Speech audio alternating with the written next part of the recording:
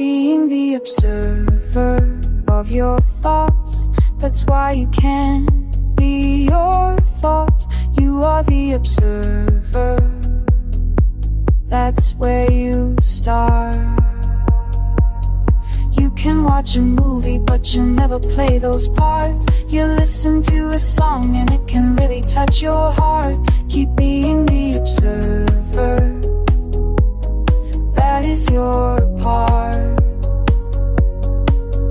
When you get a whiff, you'll feel a shift, and you can live. Feel the peace in the space you create, and let your awareness drift. Welcome back. For 11 weeks now, we've been doing the work of waking up. We've been sitting with ourselves, observing our thoughts, releasing our resistance, expanding our awareness. And if you've been practicing, like really practicing, you've likely had some moments of genuine clarity, maybe even some peace.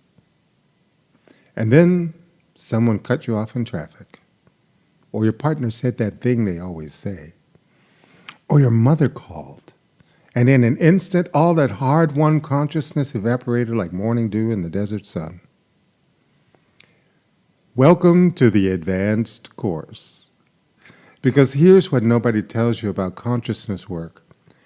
You don't really know how conscious you are until someone else shows up. Relationships are where the rubber meets the road. They're where your spiritual practice stops being a pleasant hobby and becomes an actual transformation. Today's core question: can you remain conscious when another person pushes your buttons? And let me tell you right now, the answer initially is going to be no. And that's perfect, because consciousness isn't about never getting triggered. It's about what happens next. Part 1. The mirror and the trigger. Let's start with something you've probably noticed but not have articulated. Other people have a remarkable capacity to make you lose your mind. Not literally, of course, but phenomenologically, absolutely. You can meditate for an hour, feel completely centered, totally present, at peace with the universe. And then you get home, and within 5 minutes of interacting with your family, you're right back to your old patterns. The voice in your head is often running. You're defending, explaining, justifying, attacking. What happened? Here's the challenging truth. Nothing happened except that you met a mirror. Carl Jung understood this. He called it projection. And while the term has been so overused that it's almost lost its power, the phenomenon itself is absolutely critical to understand. Projection is when you see in others what you cannot see in yourself. The qualities that most bother you in other people, they're showing you something about your own psyche. Not always in a literal sense. It's not that you're secretly exactly like that annoying person, but their behavior is triggering something in you, and that something is worth investigating. Let me give you a personal example. For years, I had a colleague who drove me absolutely crazy. He was what I would have called intellectually arrogant. Always had to be right. Always had to demonstrate his knowledge. Couldn't just let a conversation flow without inserting some correction or addition to show how much he knew. Infuriating, right? Except here's what I finally had to face. I was seeing him exactly what I couldn't acknowledge in myself. I had my own form of intellectual arrogance. Mine just wore different clothes. His was overt. Mine was subtle. He was loud. Mine was quiet. But the underlying energy, the need to feel superior through knowledge, that was in both of us. And once I could see that, Once I could own that, something remarkable happened. He stopped bothering me. He didn't change. I just stopped being triggered. The mirror had done its work. This is what Terry Real calls the two-person system. You're not just reacting to what's actually happening in the present moment. You're reacting to your history, your wounds, your unresolved material. And so are they. And both of you are doing this unconscious dance, triggering each other's old stuff over and over, until someone becomes conscious. That's the game changer. When one person in a relationship becomes conscious, really conscious, everything shifts. Because consciousness breaks the cycle. Part 2, the anatomy of a trigger. So let's get practical. What actually happens when you get triggered? There's a stimulus, something someone says or does, and there's your response, the emotion that arises, the thoughts that cascade, the bodily sensations, the urge to react. And here's what Michael Singer would point out. Between that stimulus and your response, there's supposed to be consciousness. But when you're triggered, that space collapses. The stimulus and the response feel like the same thing. It feels like they're making you angry, like their behavior is causing your upset, like you have no choice but to feel this way. This is the fundamental illusion. Nobody makes you feel anything. Your feelings arise within you in response to your interpretation of events, filtered through your history and conditioning. The other person is just doing what they're doing. Your reaction is yours. Now, before you think this is about blame or responsibility in some moral sense, it's not. This isn't about fault. This is about freedom. Because if other people can make you feel things, you're powerless. You're a victim of circumstances, of other people's behavior, of the external world. But if your feelings arise within you, if they're based on your interpretations and your history, then you have agency. You have the capacity to work with that. Let's break down what happens physiologically when you get triggered. First, there's the perception. You see or hear something. Second, there's the interpretation. Your mind assigns meaning, usually unconsciously, usually instantly. They don't respect me. They're trying to control me. They think they're better than me. Things like that. Third, there's the emotional reaction. Based on that interpretation, your energy moves in your system. Your heart rate increases, stress hormones flood your body. You might feel heat, tension, contraction. Fourth, there's a story. Your mind generates a narrative to explain and justify the feeling. They always do this. I can't believe they said that. Here we go again. Fifth, there's the behavioral impulse. Fight, flight, or freeze. Defend, attack, or withdraw. And all of this happens in milliseconds. The practice that, and this is where it gets real, is to create space in that process, to catch it earlier and earlier in the chain, to notice the interpretation before it becomes a story, to feel the energy before it becomes a behavior, to see the whole mechanism as it's happening. This is what Harville Hendrix calls catching yourself in the act.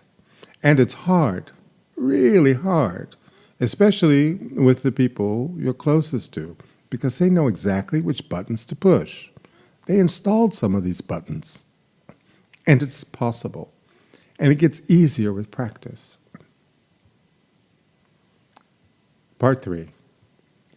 Conscious communication. So if you're triggered, you've noticed it, maybe not in the moment, but afterwards.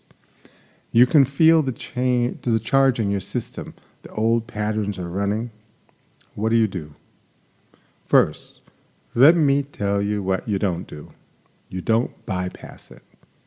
You don't spiritually gloss it over with everything is perfect, or we're all one, or I'm just going to send them love. That's spiritual bypassing, and it doesn't work. The energy is still in your system. The pattern is still running. You've just covered it up with a nice sounding concept.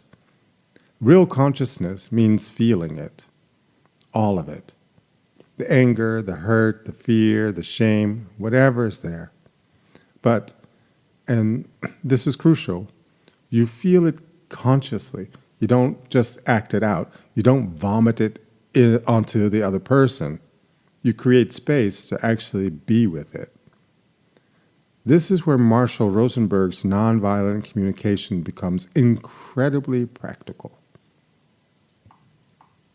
Nonviolent communication, NVC, gives us a framework for expressing what's true without attacking. It has 4 components. 1, observation. Without evaluation, what actually happened? Not your interpretation, not your judgment, just the observable facts. When you said you'd call and didn't, not when we're irresponsible and inconsiderate. 2, feeling. What emotion arose in you? I felt anxious and hurt, not you made me feel abandoned. Okay? 3, need. What universal human need was not met? Because I need reliability and consideration in our relationship. Request. Number 4.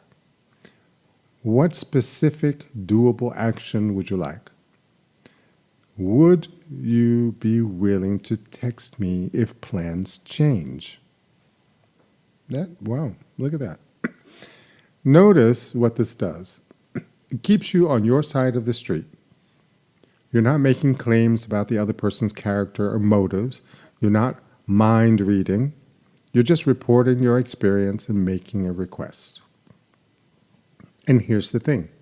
Sometimes the other person will hear you and respond with openness. Sometimes they won't.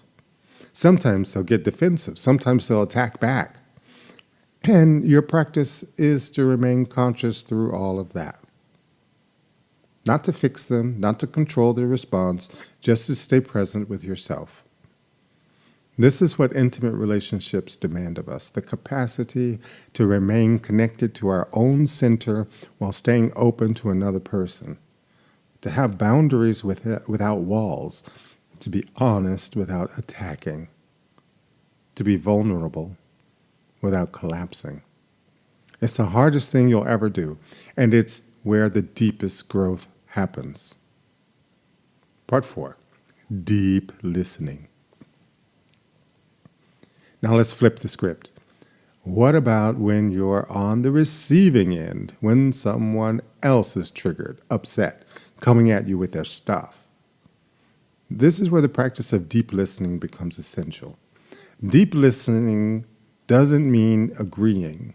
It doesn't mean accepting blame. It doesn't mean you have no boundaries. Deep listening means being present with another person's experience without immediately defending, explaining, or fixing.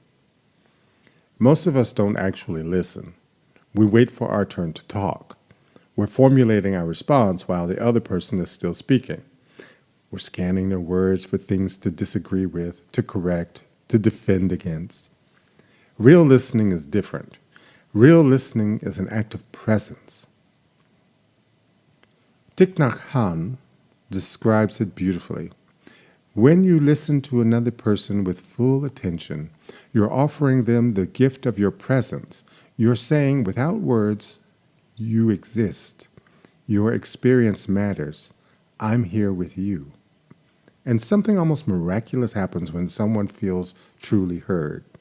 They calm down. The charge dissipates. The defense armor softens. This doesn't mean you become a doormat. This doesn't mean you accept abuse. There's a crucial distinction between listening to someone's experience and accepting their interpretation as the only truth. You can say, I hear that you felt disrespected when I made that decision without consulting you. That makes sense. And I want you to know that wasn't my intention. You've acknowledged their experience without agreeing that you were disrespectful. You've created space for both realities to exist. This is consciousness in relationship, the capacity to hold complexity, to recognize that your truth and their truth might both be valid, to resist the urge to collapse everything into right and wrong, good and bad, winner and loser. Part 5, the practice of seeing. Here's the most radical thing I'm going to suggest today. Ready? What if you practice seeing the other person as consciousness itself? Not their personality, not their behavior, not their history or their wounds or their patterns, but the awareness that's looking through their eyes, the presence that animates their form, the consciousness that is their deepest nature, just as it is yours. This is what the ancient traditions meant by namaste. The divine in me recognizes the divine in you. But we don't need religious language for this. We can simply say, the consciousness in me recognizes the consciousness in you. When you can see another person this way, even for a moment, everything changes. Everything. You can still set boundaries. You can still disagree. You can still have a relationship that isn't serving you. But you do it from a completely different place. You do it without making them wrong, without making them the enemy, without needing them to be different than they are. This is the ultimate relationship practice. Can you remain in contact with another person's essential nature even when their personality is triggering you? I'm not saying it's easy. I'm not even saying it's always appropriate. Sometimes you need to protect yourself. Sometimes distance is necessary. I have a whole course on being lovingly distant. Sometimes the most conscious thing you can do is walk away. But when you can access this seeing, even occasionally, it transforms relationships because the other person can feel it. They can feel when they're being seen as consciousness rather than judged as a personality. And that feeling creates space for them to relax, to soften, to maybe access their own consciousness. Now, let's talk about the laboratory of love. Here's what I want you to understand. Relationships aren't a distraction from your spiritual practice. They are your spiritual practice. The meditation cushion is beautiful. The retreat is transformative. The solo practices are essential. But relationships, intimate relationships, family relationships, work relationships, these are where you discover whether any of it is real. Because it's easy to be conscious when you're alone. It's easy to be present when there's no one around to trigger you. It's easy to feel loving when there's no one there to test that love. Relationships test everything. They show you where you're still unconscious, where you're still defended, where you're still running patterns from childhood, where you're still identified with the small self. And that's not a problem, that's the work. Every conflict is an opportunity. Every trigger is an invitation. Every difficult conversation is a chance to practice staying present when everything in you wants to shut down or attack. This week, you're going to get triggered. I can pretty much guarantee it. And when you do, your job is not to be perfect. Your job is not to immediately respond from consciousness. Your job is simply to notice, to create a little space, to see the mechanism as it's happening, and maybe, just maybe, to choose something different. Not for them, for you. Because that's the secret. Conscious relationships aren't about fixing the other person. They're about using the relationship as a mirror, as a teacher, as a catalyst for your own awakening. The people who trigger you the most are often your greatest teachers, not because they're enlightened, but because they're showing you exactly where you still need to grow. Are you willing to see that? Are you willing to use your relationships as practice?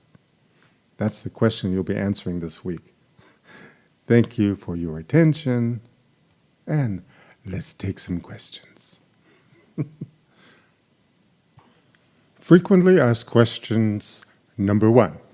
If my triggers are showing me my own shadow, does that mean I'm just like the people who annoy me? Okay, not exactly. And this is an important distinction. When we say that our triggers are mirrors, we're not saying you're identical to the person who's triggering you. We're saying that the equality that bothers you in them is revealing something about your own psyche that you haven't fully integrated or acknowledged. So here's how it works. Let's say someone's arrogance drives you crazy.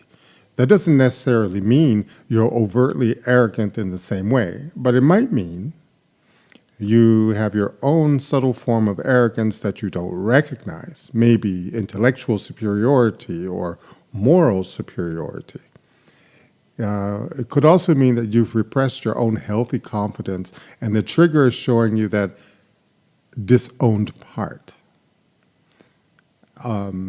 Maybe you judge yourself harshly for any trace of that quality, so seeing it in others activates your self-judgment.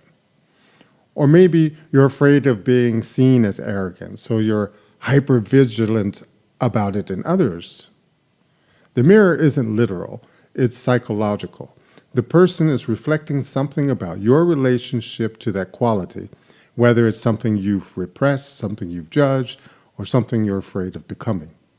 The practice isn't about making yourself wrong or deciding you're just as bad as them. It's about using the trigger as information. What is this strong reaction telling me about myself? What am I not seeing? What am I protecting against? Sometimes you'll discover a disowned part of yourself. Sometimes you'll discover a judgment you're carrying. Sometimes you'll discover a fear. But the trigger is always an invitation to deeper self-awareness, not an accusation that you're a hypocrite. And here's the liberating part. Once you can acknowledge and integrate whatever the trigger is revealing, the person stops bothering you. They don't change, but you just stop being triggered by them. That's how you know the mirror has done its work. Frequently asked question number 2. How do I practice conscious communication when the other person isn't interested in any of this? Won't I just sound weird using NVC language? This is a really practical concern, and you're right.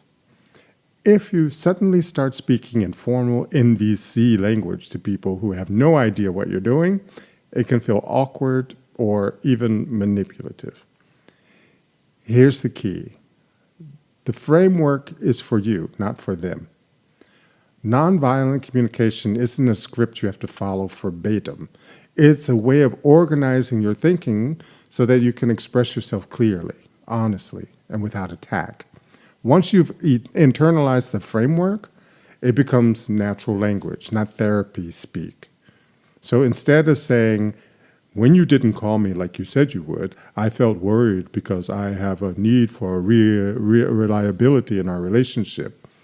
Would you be willing to text me if plans change? That's robotic. But you might naturally say, hey, when you didn't call me yesterday, I got worried. It really helps me when you let me know if something's come up. Can you shoot me a text next time?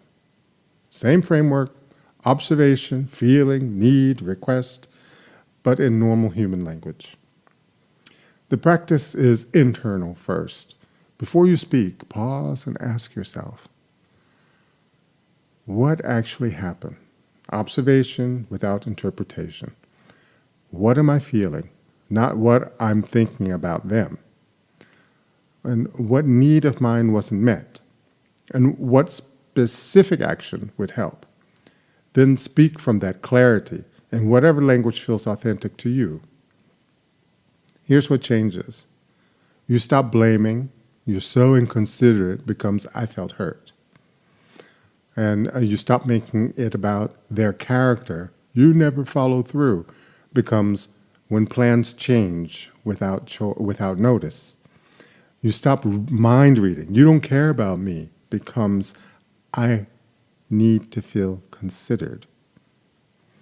The other person may not know anything about NVC, but they can feel the difference between being attacked and being told how you feel.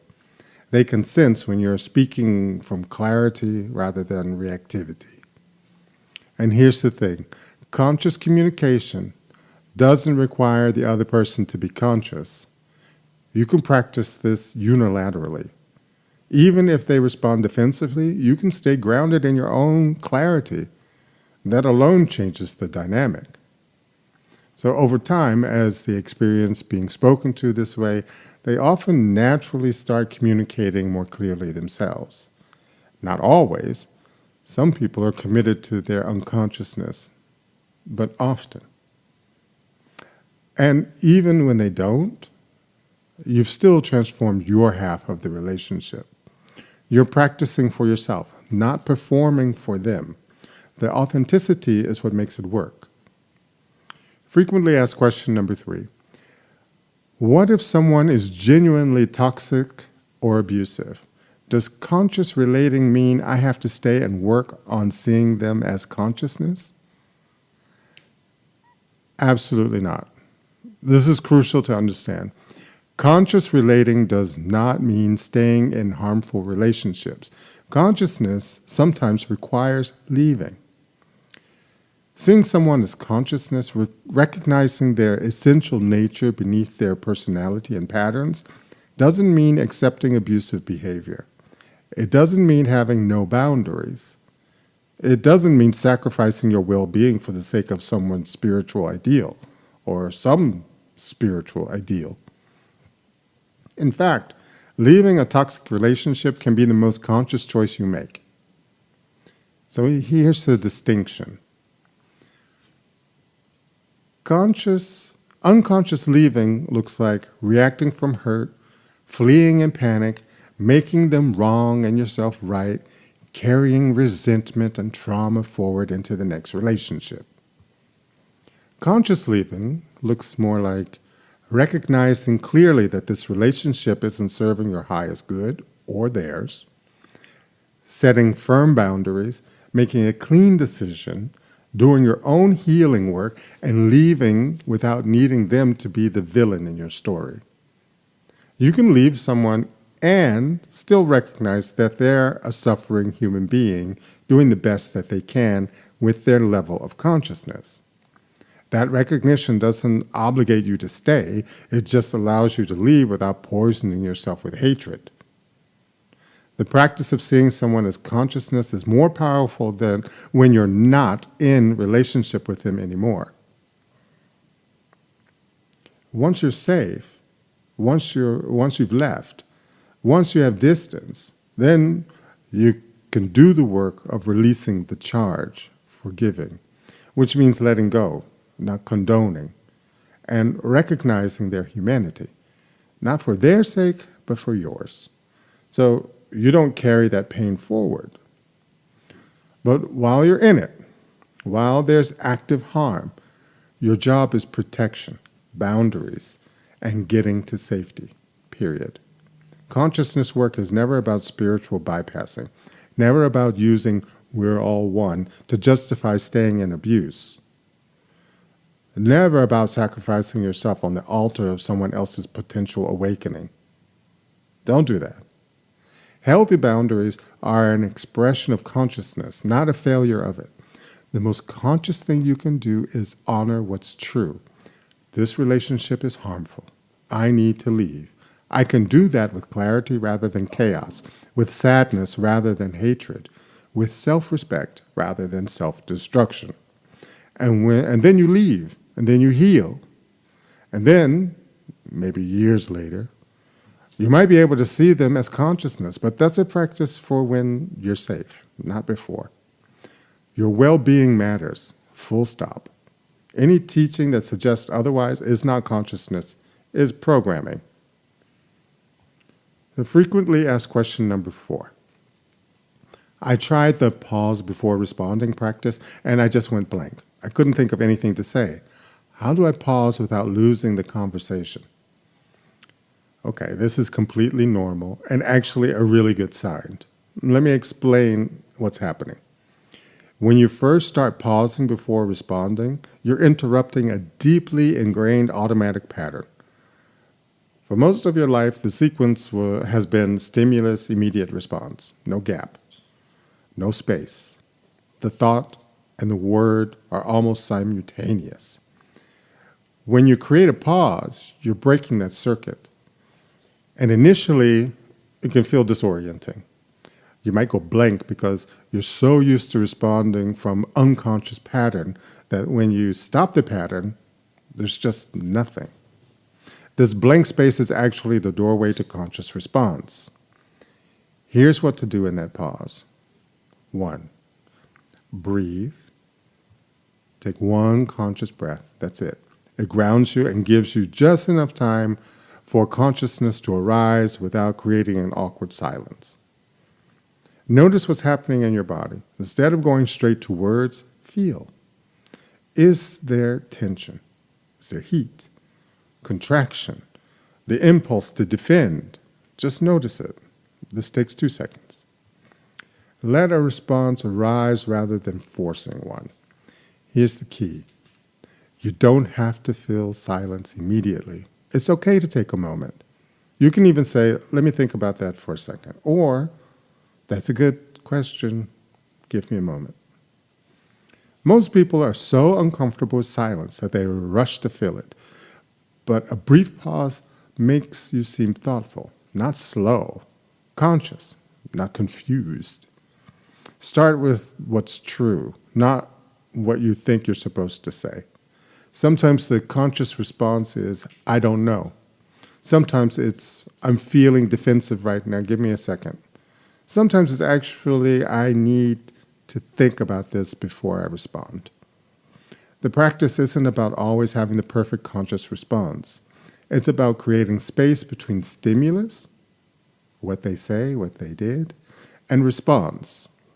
So that's your choosing your words rather than being hijacked by reactivity.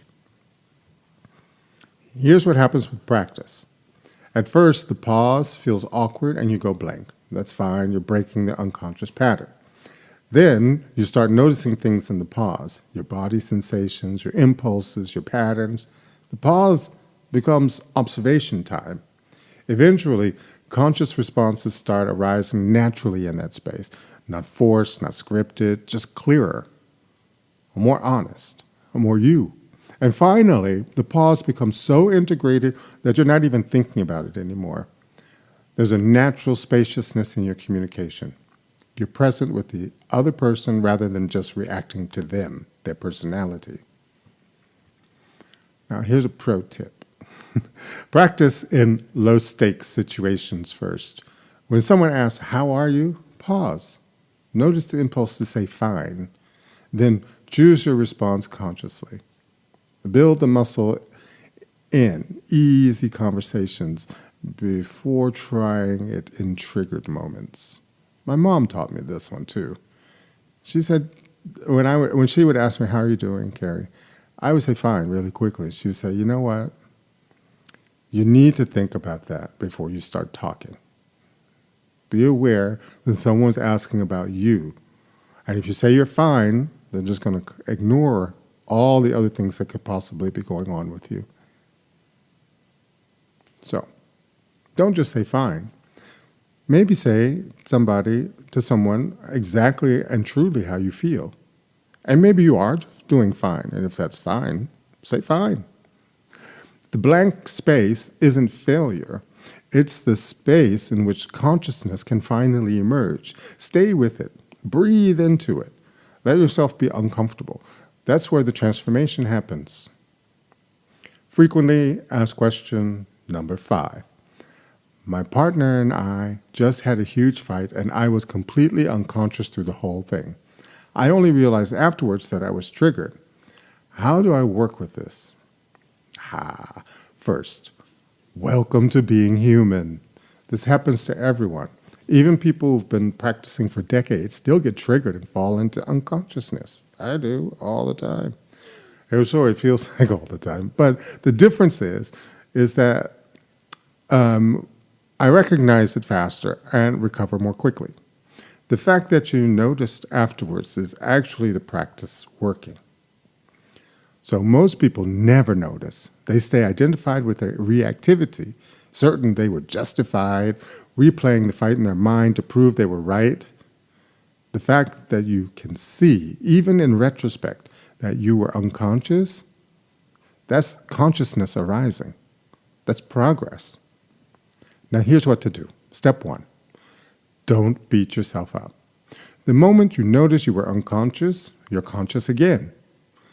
Don't waste that consciousness on self-judgment. Don't turn it into another pattern. I'm so bad at this. I should be more evolved by now. I keep failing. Don't do that to yourself. That's just the ego using the practice against you. Instead, simply acknowledge, I got triggered. I went unconscious. And now I'm aware of it. Okay. Self-compassion is part of the practice. Love yourself.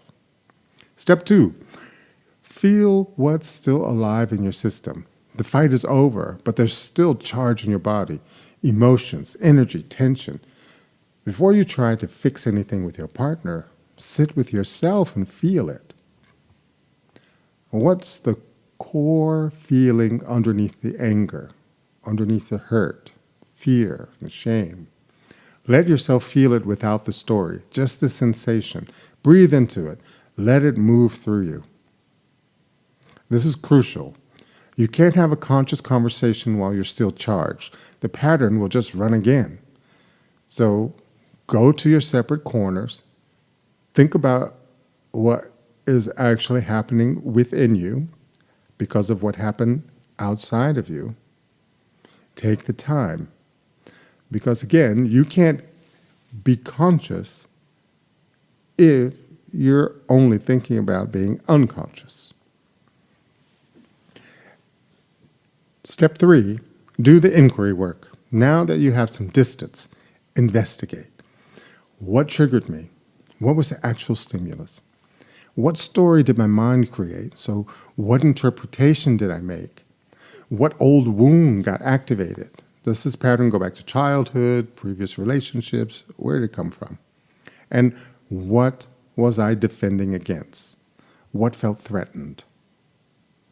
Was it my independence? Was it my who knows what? But write this out. That can also help. The act of writing creates even more space and clarity. And we all want space. And we all want clarity. We may not like what we see when it's clear, but again, that's the ego. Don't judge it, just look at it. Step 4, take responsibility for your part.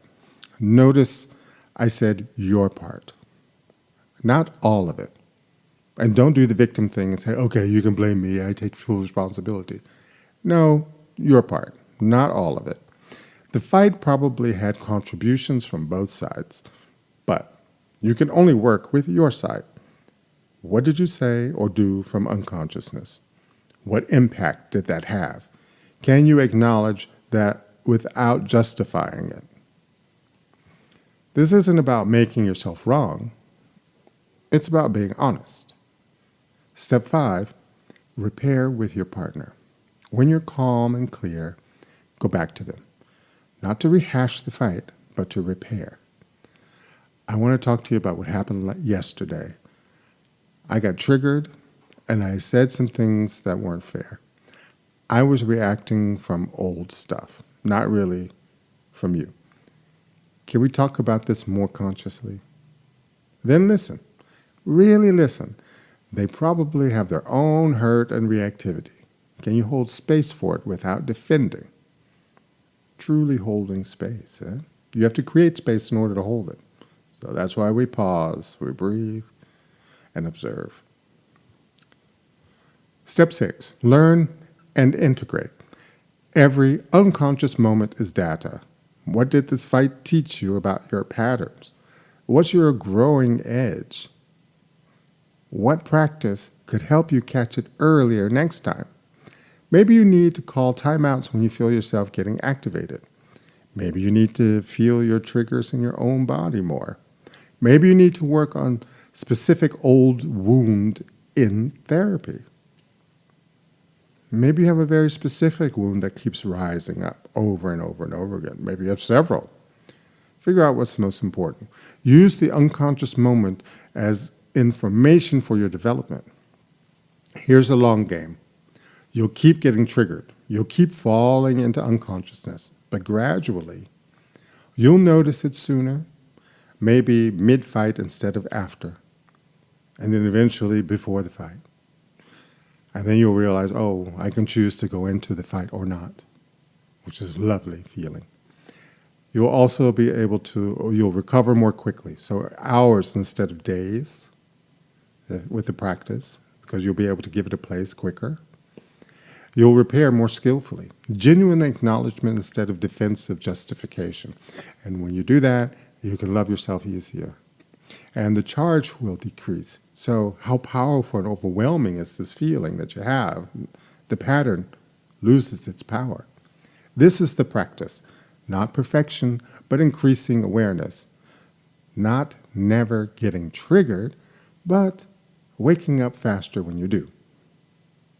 And your relationship, it becomes the dojo where you train. Every fight is an opportunity. Every trigger is a teacher. Every repair strengthens both your consciousness and your connection. That's what makes intimate relationships such powerful spiritual practice. They show you exactly where you're still unconscious, over and over, until you finally wake up to it. So thank your partner. They're giving you the gift of your own development, even when it doesn't feel like a gift at all. The conscious relationships aren't about never having conflict. They're about using conflict as an opportunity to wake up, to see your patterns more clearly, and to choose differently next time. Every moment of noticing unconsciousness is a moment of consciousness arising. That's the practice. So, in closing, the real work begins. So here we are at the end of week 11, and I need to be straight with you about something. This is where consciousness work gets real. You can sit on a meditation cushion for hours. You can have profound insights about the nature of self. You can access states of peace and presence that feel absolutely transcendent, and all of that is beautiful and valuable. But then your mother calls, or your partner criticizes you, or your coworker undermines you in a meeting, or your teenager slams a door in your face. And in that moment right there, you discover how conscious you actually are. Not how conscious you think you are. Not how conscious you can be in ideal conditions, but how conscious you can remain when someone pushes every button you have. That's the test. And here's what I want you to know. You're probably going to fail it. A lot. For a while. You're going to get triggered and go completely unconscious. You're going to react in ways you said you wouldn't. You're going to fall into patterns you thought you'd outgrown. You're going to say things you'll regret 5 minutes later. And that's okay. That's not failure. That's the practice. The question is not, can you avoid getting triggered? The question is, how quickly can you recognize you've been triggered? How fast can you recover? How willing are you to repair? How much can you learn from each unconscious moment? Because here's the secret about relationships as spiritual practice. They're not here to make you feel good about how evolved you are. They're here to show you exactly where you're still unconscious. They're here to activate every unhealed wound, every unintegrated shadow, every defended part of yourself. Not because the universe is cruel, but because that's just how healing happens. That's how growth happens. That's how unconsciousness develops. You can't heal what you can't feel. And relationships make you feel everything. The good news? Every trigger is an invitation. Every conflict is an opportunity. Every difficult person is a teacher. Usually teaching you something about yourself that you couldn't see any other way. The challenging news? This work never ends. There's no graduation from conscious relating. There's just deeper and deeper levels of practice. You'll work on a pattern for months, think you've integrated it, and then boom, someone says something and there it is again, running like it never left. That's normal. Patterns have deep roots. They don't disappear. They just lose their power gradually, over time, through repeated conscious engagement. So, what do you do this week? You practice. Not perfectly, just practice. You pause before you respond. You notice when you're triggered. You feel what's underneath your reaction. You take responsibility for your part. You practice seeing the other person as consciousness, even when their personality is driving you crazy. And when you fall into unconsciousness, because you will, you notice. You feel. You learn. You repair. And you try again. That's the practice. That's the path. That's how it works. Not through transcendence, not through escape, but through staying present with the mess, the difficulty, the humanness of it all. Your relationships are not distractions from your spiritual practice. They are your spiritual practice, the most important one you'll ever have. So this week, when someone triggers you, and they will, remember this. They're not your enemy, they're your teacher. The trigger is not a problem, it's information. Your unconscious reaction is not failure. It's the beginning of consciousness arising. And the fact that you are even doing this work, that you're willing to look at your patterns, feel your triggers, take responsibility for your part, that matters. Most people never do this.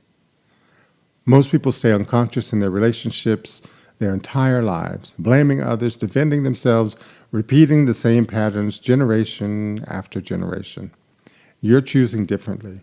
You're choosing consciousness, even imperfectly, even messily. You're choosing it. And that choice, made again and again, changes everything. Not overnight, not dramatically, but gradually, steadily, genuinely. Your relationships will transform, not because the other person changes. They might or they might not, but because you're relating from a different place, from consciousness instead of reactivity, from awareness instead of automaticity, from presence instead of pattern. That's what we're building here. So go forth this week and practice with your partner, your kids, your parents, your co-workers, the stranger who cut you off in traffic. Every interaction is an opportunity. Every trigger is a teacher. Every moment of noticing unconsciousness is consciousness arising. I can't say it enough. You're doing the work. Keep doing it. It matters. So I'll see you next week for our final session together. And before I go, I want to say quickly over this week's assignments. Focus on being consciousness directly into your relationships, the ultimate laboratory of awareness. These are not theoretical exercises. They're practical, daily practices that will reveal exactly where you are in your development and where you still need to grow. Expect this to be challenging.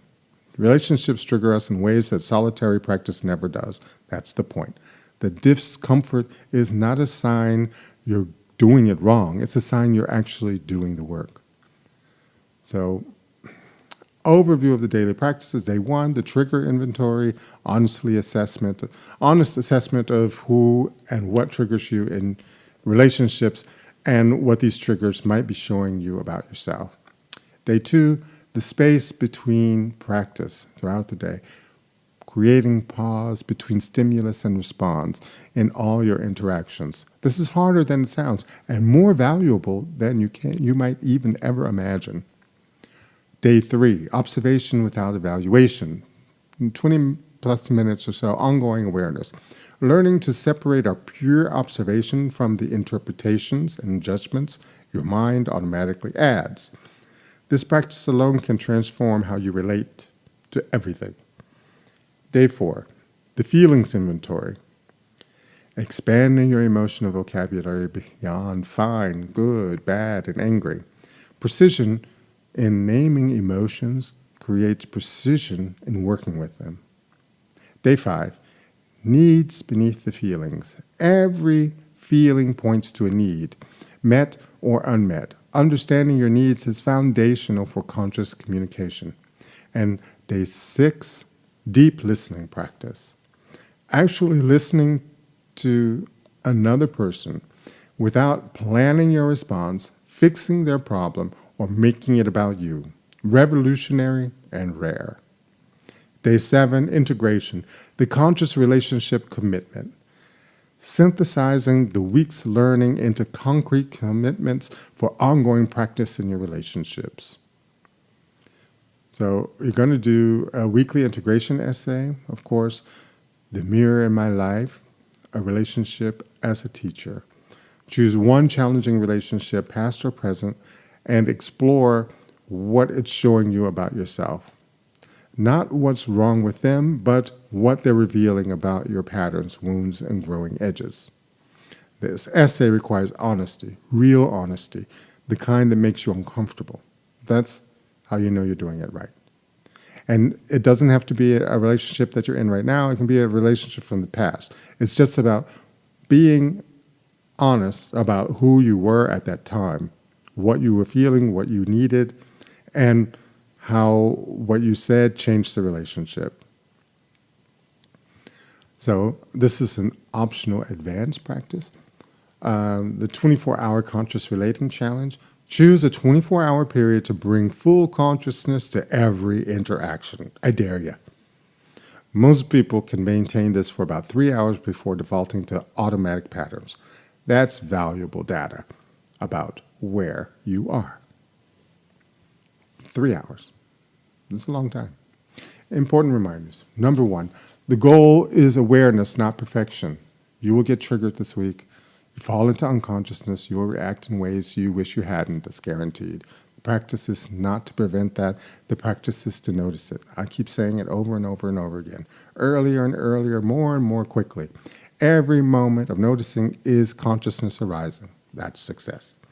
2, start with low-stakes relationships. I've said it before.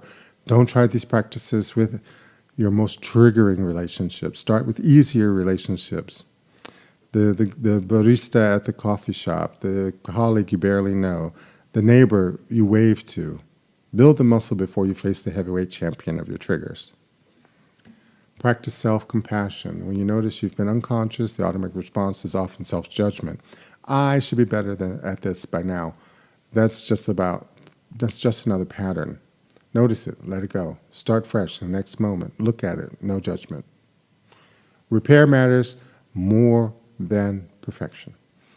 Repair matters more than perfection. You'll mess up. The answer is, can you repair? Can you come back and acknowledge your unconsciousness? Can you take responsibility for your part? Repair builds relationship resilience more than never making mistakes does. This is lifelong work. You're not going to master conscious relating in 1 week, or 1 year, or maybe ever.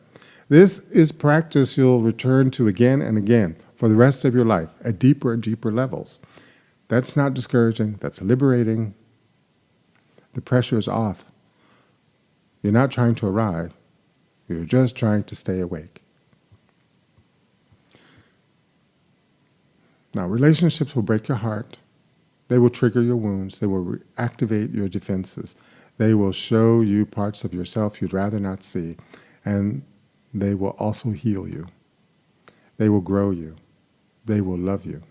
They will reflect your essence back to you in moments of genuine connection. That's the deal. You don't get one without the other. The question is, are you willing to stay conscious through all of it? And that's what we're practicing this week. It won't be easy. It will be real. And real is what we're after. So let's do this. And I have 2 quotes for you. In the end, only 3 things matter: how much you loved, how gently you lived, and how gracefully you let go of things not meant for you. Buddha. And this one: the meeting of 2 personalities is like the contact of 2 chemical substances. If there's any reaction, both are transformed. Carl Jung. And that's it for this week. Sorry it was very long. Next week will probably be just as long. But these are the last 2. And you're going to get the most out of it right now. So, see you next week. Ciao.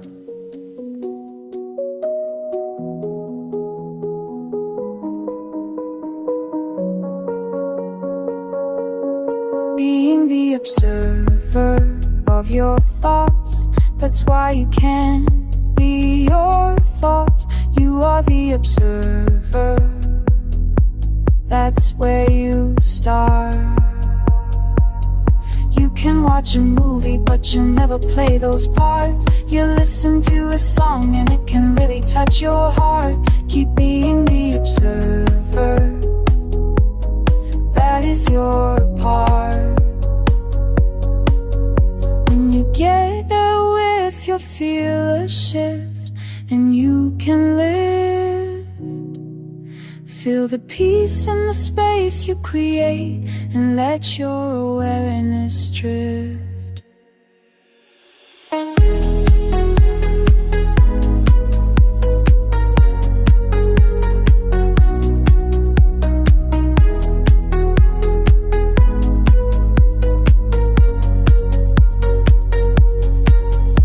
Like waves upon the shore, they come and go.